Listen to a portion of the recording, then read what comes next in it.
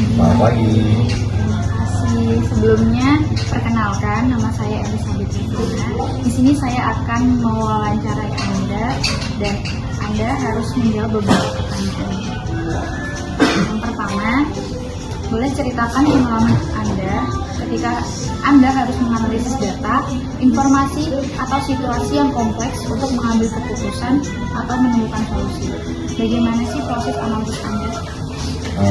Ketika saya bekerja sebagai sales marketing di produk elektronik, saya menghadapi penurunan penjualan produk sebesar 35% dalam 2 bulan terakhir di area yang saya handle. Padahal, kompetitor justru meningkat. Apa sih masalah atau pertanyaan yang harus Anda jawab melalui analisis? Lalu, langkah apa yang Anda ambil untuk mengumpulkan, menganalisis, dan menginterpretasi informasi, serta apa hasil atau kesimpulan dari analisis Anda? Jadi, saya harus menganalisis penyebab penurunan dan menemukan solusi untuk meningkatkan kembali penjualan ke target minimal dalam waktu 1 bulan. Nah, saya mengumpulkan data dengan mewawancarai 30 pelanggan tentang keputusan pembelian mereka, membandingkan harga dan promo kompetitor, lalu menganalisis pola kunjungan toko, dan mereview strategi pendekatan sales saya. Dari analisis tersebut, saya menemukan 3 masalah utama. Yang pertama, harga banding kompetitif. Lalu, kurangnya produk knowledge saya tentang fitur teknis dan timing, follow up yang tidak tepat. Terus, saya kemudian membuat action plan, belajar intensif, produk knowledge 2 jam setiap hari. Mengajukan usulan bundling baru ke manajer dan membuat sistem follow up berbasis customer journey. Dalam 3 minggu, penjualan saya meningkat 45% dan bahkan melampaui target bulanan sebesar 112%. Saya menjadi top performer di bulan tersebut dan strategi banding saya yang saya usulkan itu diadopsi untuk seluruh tim sales. Ceritakan pengalaman Anda ketika Anda merencanakan kegiatan atau proyek dalam organisasi, kepanitiaan, atau tugas kuliah. Bagaimana sih Anda menyusun rencana tersebut? Jadi saat saya jadi coach personal, saya dipercaya untuk melatih 15 anak yang rentang usianya kira-kira 7-12 tahun yang memiliki level kemampuan yang sangat beragam. Dari yang belum bisa mengapung hingga yang sudah bisa gaya dada untuk persiapan kompetisi dalam 3 bulan. Nah, saya harus menyusun program latihan strategis yang mengakomodasi semua level, meningkatkan kemampuan mereka secara signifikan dan mempersiapkan minimal 8 anak untuk bisa ikut kompetisi. Boleh tahu lagi apa tujuannya harus dicapai melalui perencanaan tersebut? Lalu langkah apa yang Anda ambil dalam menyusun rencana aksi? Dan terakhir, apa sih hasil dari perencanaan yang Anda buat? Kalau misalnya untuk tujuan tuh, ya tadi saya mempersiapkan minimal tuh 8 anak untuk bisa ikut kompetisi. Terus saya juga bisa membuat perencanaan 3 fase dengan approach yang berbeda. Misal kayak fase 1 bulan, asesmen individual, pengelompokan 3 level kayak beginner, intermediate, dan advance. Terus latihan dasar dengan fokus berbeda per grup. Lalu ada fase kedua, intensifikasi. Itu tuh latihan teknik per gaya renang, mulai dari simulasi kompetisi mini dan mental conditioning. Lalu ada fase ketiga, itu tuh fokus pada speed dan stamina, latihan start dan finish, serta mock competition setiap minggu. Saya juga membuat KPI mingguan untuk anak setiap melibatkan orang tua untuk support di rumah. Kalau boleh diceritakan lagi, pengalaman ketika Anda menghadapi masalah atau teknis atau gangguan sistem yang menghambat pekerjaan, bagaimana Anda mengidentifikasi dan menyelesaikan masalah tersebut? Ketika saya bekerja sebagai waiters di restoran fine dining, di tengah dinner service yang sangat ramai dengan 40 meja penuh, tiba-tiba sistem POS atau point of sale mengalami error dan tidak bisa mencetak bill maupun mengirimkan order ke kitchen. Gitu sih. Apa masalah teknis yang harus Anda selesaikan? Langkah apa saja yang Anda ambil untuk mengidentifikasi akar masalah dan menemukan solusinya? Lalu, apa hasil dari troubleshooting yang Anda lakukan? Jadi saya harus menemukan solusi agar servis tetap berjalan lancar, order tidak tertunda, dan customer tidak komplain karena menunggu terlalu lama. Jadi pertama, saya coba restart sistem, tapi tidak berhasil. Saya langsung mengambil langkah alternatif dengan koordinasi ke kapten untuk menggunakan sistem manual, menulis order di nota kertas. Lalu saya personally berlari yang bolak-balik antara customer, area, dan kitchen untuk mengantarkan orderan tertulis. Lalu saya mencatat semua orderan dan bill secara manual di buku detail lengkap termasuk nomor meja dan waktu. Lalu saya komunikasi proaktif customer bahwa ada masalah teknis, tapi orderan masih bisa tetap diproses. Nah, selanjutnya koordinasi dengan kasir untuk hitung bill manual menggunakan kalkulator dan menu price list. Sementara IT staff berusaha memperbaiki sistem. Meskipun sistem baru normal setelah 2 jam, tidak ada satupun order yang terlewat atau tidak ada komplain dari customer. Bahkan beberapa customer memberikan tip ekstra karena apresiasi sebagai service recovery kami, memuji inisiatif saya dan sistem backup manual yang saya buat kemudian dijadikan SOP untuk emergency situation. Gitu. Ceritakanlah pengalaman ketika Anda harus bekerja sangat teliti. Bekerja sangat teliti ya. Jadi waktu itu tuh saya bekerja sebagai waiter juga. Saya bertanggung jawab menangani private dining untuk acara bisnis penting dengan 20 eksekutif di mana detail menu, alergen, dan preferensi setiap menu itu harus benar-benar diperhatikan. Gitu. Lalu, apa sih tugas yang membuat Anda harus teliti? Apa langkah yang Anda lakukan untuk mengecek meminimalisasi kesalahan? Lalu, apa sih hasil dari ketelitian Anda itu tadi? Jadi saya harus memastikan tidak ada masalah dalam service, mulai dari urutan course, spesifikasi menu kayak yang halal, vegetarian, alergi seafood, dan lain-lain, hingga wine pairing yang sesuai untuk setiap tamu.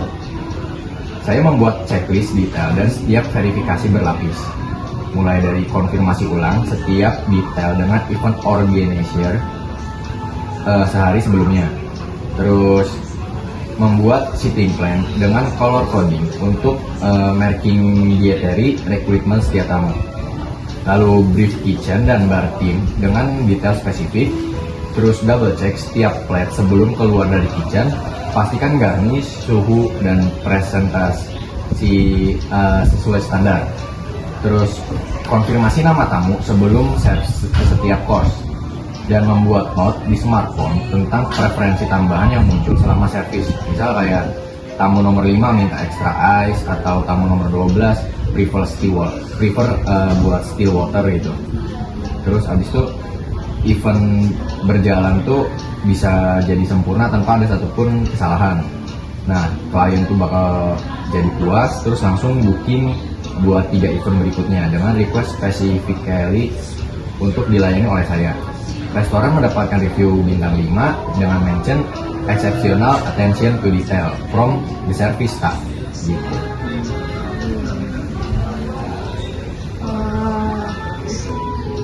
Ceritakan juga pengalaman ketika Anda memiliki ide untuk memperbaiki atau mengembangkan sesuatu. Oke, mungkin untuk memperbaiki itu, saya mau cerita tentang ketika saya menjadi coach renang di sebuah klub kecil. Saya melihat potensi besar untuk mengembangkan program aquatic therapy untuk anak yang berkebutuhan khusus karena belum ada kompetitor di area tersebut dan banyak permintaan dari orang tua. Kalau boleh tahu, apa sih peran Anda dalam ide tersebut? Lalu, apa yang Anda lakukan untuk mengembangkan, menerapkan ide tersebut? Lalu, apa sih hasil dari ide visioner Anda tadi? Saya ingin menciptakan program inovatif yang tidak hanya mengajarkan renang, tapi juga menjadi terapi yang bermanfaat untuk perkembangan motorik dan sosial anak berkebutuhan khusus, sekaligus membuka revenue stream baru untuk klub. saya mulai dengan riset mendalam, konsultasi 3 terapis profesional, belajar sertifikasi adaptif akuatik, terus survei ke 20 orang tua berkebutuhan khusus tentang kebutuhan mereka. Saya develop visi Inclusive Swim Academy dengan program khusus yang combining swimming skill dan sensory therapy. Saya presentasikan proposal lengkap dengan market analis, curriculum plan, dan financial project ke owner club. Terus setelah saya disetujui, saya training 2 coach lain, develop spesialis training modul, dan mulai pilot program dengan 5 anak. Nah, hasilnya dalam 6 bulan program saya berkembang dengan 25 anak enrolled, generating additional revenue 40% dari sebelumnya. Program mendapatkan liputan media lokal dan saya diundang sebagai speaker di 2 seminar nasional tentang adaptif aquatic club, menjadi yang pertama di kota dengan program certification adaptive swimming, membuka peluang partnership dengan sekolah luar biasa gitu. Lalu, bagaimana pengalaman ketika Anda memegang tugas penting? Boleh diulangi? Bagaimana ketika Anda memegang tugas penting? Pengalaman tugas penting ya? Mungkin ketika bermain sebagai aktor dalam teater. 3 hari sebelum show perdana itu pemeran utama itu sakit parah dan harus bed rest total. Saya harus understudy-nya. Saya adalah understudy-nya maksudnya. Tapi belum pernah latihan full run dengan blocking dan properti lengkap gitu. Apa sih tugas yang harus Anda selesaikan?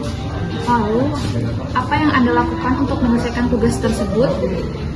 Setelah itu, hasilnya itu dari tanggung jawab Anda apa? Jadi sebagai understudy, ini adalah tanggung jawab saya untuk menggantikan dan memastikan show tetap berjalan dengan kualitas baik. Meskipun persiapan sangat mepet dan time-to-time sangat berbeda. Namun saya tidak mencari alasan atau menyalahkan situasi. Langsung take full responsibility, latihan intensif 12 jam sehari selama 3 hari non-stop dengan direktur dan stage manager. Lalu merekam video blocking dari semua angel untuk dipelajari di rumah. Lalu latihan chemistry dengan lawan main di luar jadwal formal, menghafal tidak hanya dialog saya, tapi juga cue lines dari semua pemain untuk antisipasi. Terus saya juga melakukan vokal dan physical warm extra untuk stamina. Terus komunikasi dengan tim teknikal untuk memastikan sinkronisasi lighting dan sound cue. Nah, hasilnya show berjalan sangat baik di semua pertunjukan. Terus standing ovation setiap malam. Review kritikus teater memberikan 4/5 stars dengan spesifik mention untuk powerful performance of the lead actor. Nah, direction dan production sangat appreciate dedikasi saya dan saya dipromosikan untuk main di lead produksi berikutnya. Lalu ceritakan pengalaman ketika ketelitian Anda mencegah kesalahan penting dalam tugas, proyek, atau pekerjaan. Bagaimana Anda memastikan detail tidak terlewatkan? Sebagai aktor dalam produksi film indie, saya berperan sebagai karakter dengan latar belakang profesi dokter spesialis. Skrip saya sangat detail dan banyak istilah medis dan prosedur yang harus terlihat autentik. Lalu, apa tugas yang harus diselesaikan dengan akurat dan teliti? Langkah apa saja yang Anda ambil untuk memastikan tidak ada kesalahan? Dan apa sih hasil dari ketelitian yang Anda terapkan? Saya harus memastikan setiap detail, mulai dari cara memegang surgical tools, terus body language saat mendiagnosa, terus penggunaan istilah medis hingga ekspresi yang tepat. Semuanya akurat agar tidak terlihat fake dan merusak kredibilitas film. Nah, saya melakukan riset. Caranya tuh dengan melakukan riset dan persiapan yang sangat teliti. kayak dari observasi langsung di rumah sakit saat shadowing 2 dokter spesialis selama 3 hari. Terus wawancara mendalam tentang rutinitas, gestur, dan mindset mereka, menonton puluhan video operasi dan konsultasi medis untuk mempelajari body language, terus membuat catatan detail di skrip tentang motivation di setiap line dan action, terus konsultasi dengan medical advisor film untuk verifikasi setiap terminologi dan prosedur. Dan yang terakhir tuh ada praktis berkali-kali cara menggunakan medical instrument sampai dengan berkali-kali supaya menjadi muscle memory. Terus membuat karakter jurnal untuk maintain konsistensi karakter. Nah, hasilnya performa saya mendapat pujian khusus dari direktur dan medical advisor karena surprisingly authentic di tayang film. Apa sih anjing, ini apa sih? Hasilnya, performa saya dapat pujian khusus dari direktur dan medical advisor karena surprisingly authentic film tayang di 3 festival dan mendapatkan mention dengan realistic portrayal of medical professional. Terus, beberapa dokter yang menonton film mengirim pesan bahwa detail-detail kecil seperti cara saya cross arm saat thinking atau gestur saat explaining diagnosis sangat accurate. Terus role ini menjadi breakthrough untuk karir saya, gitu. Ceritakan pengalaman ketika Anda harus membuat penilaian atau keputusan berdasarkan fakta dan data, bukan perasaan atau preferensi pribadi. Bagaimana Anda memastikan objektivitas tersebut?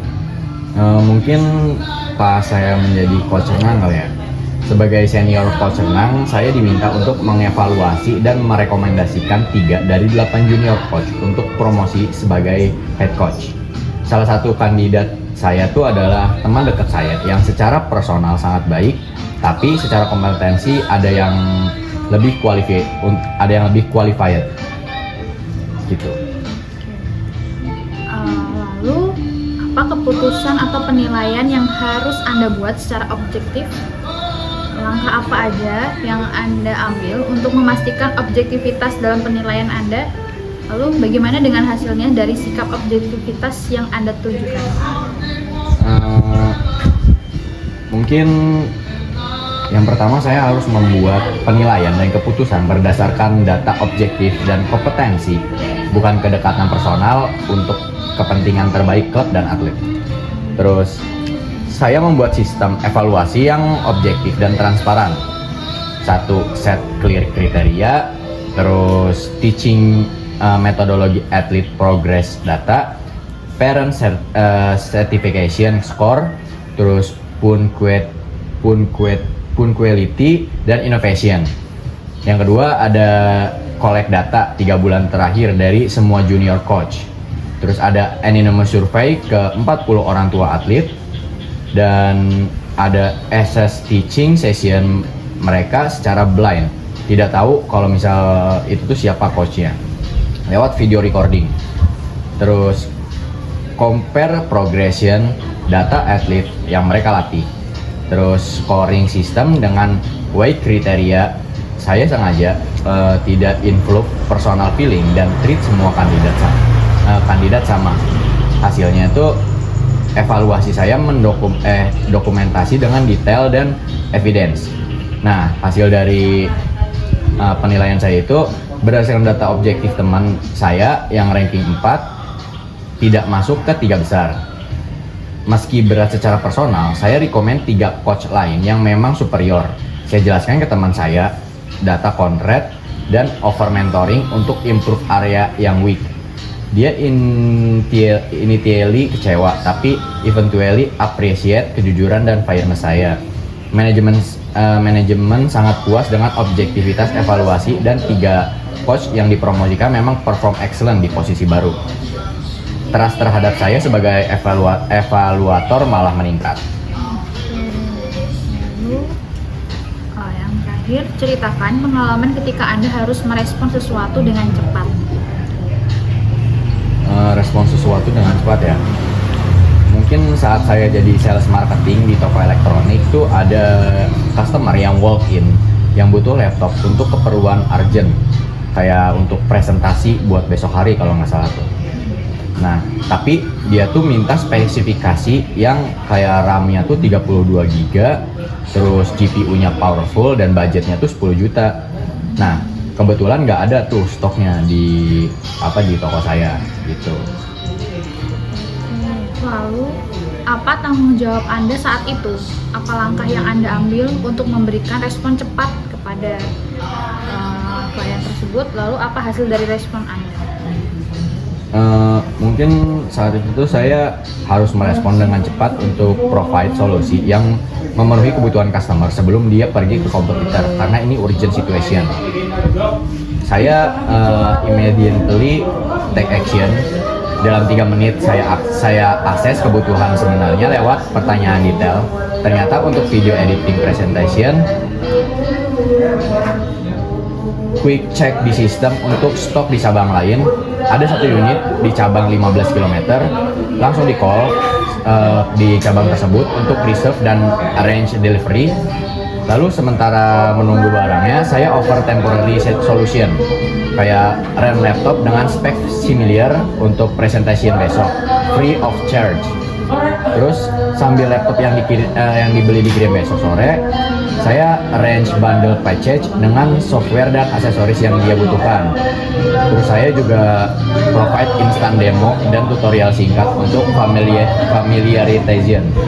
Nah, hasilnya customer sangat impressed dengan quick response dan solution oriented approach. Dia immediately deal dan bahkan upgrade budget menjadi 12 juta untuk dapat spek lebih tinggi. Laptop dikirim tepat waktu keesokan harinya. Customer sangat puas dan refer 3 rekan kantornya. Total closing 4 unit dalam 2 minggu. Manager recognize responsiveness saya dan menjadikan best price practice untuk tim. Kira-kira gitu. Baik, terima kasih. Kita sudah selesai melakukan wawancara. Terima kasih sebelumnya. Thank you. Kontol.